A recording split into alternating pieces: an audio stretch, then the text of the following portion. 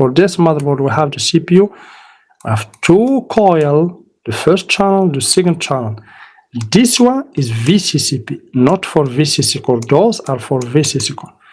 We have two MOSFETs here, two MOSFETs. So for each channel, coil, two MOSFETs, coil, two MOSFETs. In the other side, ceramic capacitor into input, ceramic capacitor into input, and in the output we have 10 ohm capacitors, or it could be electrolytic capacitor. So let's see right now the CPU circuit. Remember, please remember the component. Let's see even another motherboard, always the same. We have the CPU, two coil, MOSFET, two MOSFET for this channel, two MOSFET for this channel. We have ceramic capacitor in the input, and if we go back for this, basically for this CPU, we have four MOSFETs, as you can see. Two MOSFETs here and two MOSFETs in the back. Two MOSFETs here, so four MOSFETs for each channel, and we have the IC, and we have 10 ohm capacitors here. 10 ohm capacitors in the output. Let's draw it right now, my friends. Basically, I will draw for you a simple CPU circuit with two MOSFETs. Okay, and another CPU circuit with four MOSFETs like this one. Four here, and we have four here. Okay, CPU circuit.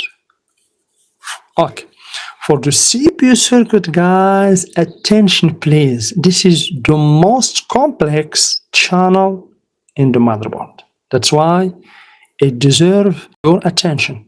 The most complex chart in the motherboard, it deserves your attention. Okay, we have here the CPU IC. CPU IC. Okay, the CPU IC. Nice. Normally here we have one channel. Let's make like this. We have here one channel, my friends. Okay, to get here what? To get here the plus VCC core. This is the first channel, and over here we have another channel. Let's structure first the channel. To get what? To get the same voltage plus VCC core. Basically, the two channels are connected, my friends. Two channels, but here we don't have just IC like 3 volt, 5 volt circuit. No, my friends, we have also here the CPU itself. The CPU itself. Okay, why we have the CPU here, my friends? We have the CPU because each CPU have an exact voltage, a voltage, let's see, reference. Each CPU has an exact voltage. So the CPU always sends, we called it IDs, CPU IDs, about 7 or 8 signals like this. 1, 2, 3, 4, 5, 6, 7, 8. The CPU sends the signals to the CPU IC, and based on the CPU IDs, the CPU IC, we know that, for example, the CPU is powered by 1 volt. This CPU, but another CPU, it could be 1.1, and basically the range is between 0.7 volts, okay, for VCC, let's say like this, to 1.2 volts. Let's see here, we have here what? We have plus VCC core, guys. Okay, so for this CPU, for example, plus 1 volt within the range. Good. So once the CPU IC receive this identification signals from the CPU, it will then generate the VCC core. But we need here, guys, we have two channels. We need here basically the first MOSFET, Q1, the second MOSFET, Q2 for this channel. Okay, this MOSFET basically connected to ceramic capacitors, basically we can find just 3 here or more, and those connected to the ground. And here we have what? We have B plus. Always the hero here is B plus, my friend.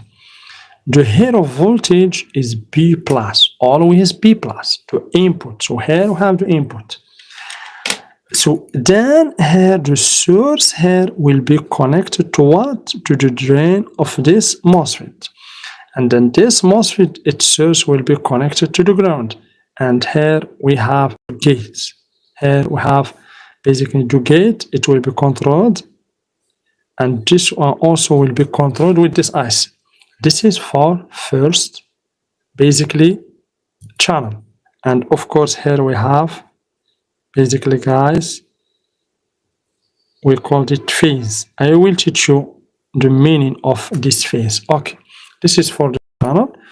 Here, of course, we have, as we have seen in the motherboard, it could be many capacitors, many polarized capacitors, not just one. It could be 2, it could be 3, etc. Always connected to the ground. For the first channel, the same working principle. We have Q3, we have here Q4, okay? So the drain of this MOSFET should be connected to what? To what, my friend? To the same B plus, okay? To the same B plus here.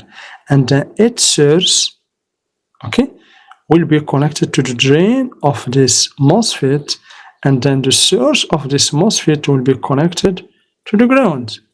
And then, of course, here, as you can see, this one will be connected to the IC. And this MOSFET basically also will be what? Will be controlled by the same IC, as you can see, my friends. This one also we have here L1 first channel, L2 second channel. Here, basically, my friend, also we have ceramic, or this is basically tantalum capacitor or electrolytic capacitor connected to the ground. Okay, so this is the first channel, and this is the first channel. This is the second channel. The purpose is to generate plus VCC core. This is the purpose. So this is a simple CPU circuit. Okay, guys, let's draw a very complex CPU circuit, very complex one. Okay, so please hit the like button. I need more likes to draw for you the most complex CPU circuit that you can find in motherboards. Very complex, and I will show you, even if it's complex, I will show you how to deal with it and what is the most failed component in it. Let's draw it right now, my friends. The most complex CPU circuit that you can find ever.